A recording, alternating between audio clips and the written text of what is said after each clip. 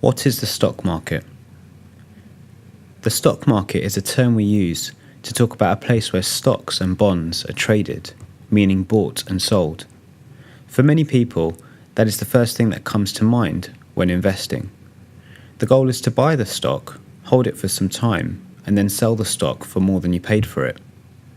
It is the aggregation of buyers and sellers. There is no physical facility where this takes place. It's a loose network of economic transactions. Stocks or equities are units of ownership in a company. When you buy a stock, you become a shareholder, which means you now own part of that company. If the company's profits go up, you share in those profits. If the company's profits fall, so does the price of your stock. If you sold your stock on a day when the price of that stock falls below the price you paid for it, you would lose money. When you invest in the stock market, you are hoping that over the years, the stock will become more valuable than the price you paid for it.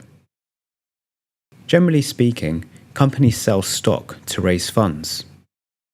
This could be to, for example, research better ways to make things, perhaps create new products, improve the products they have already, hire more employees, or enlarge and modernize their buildings.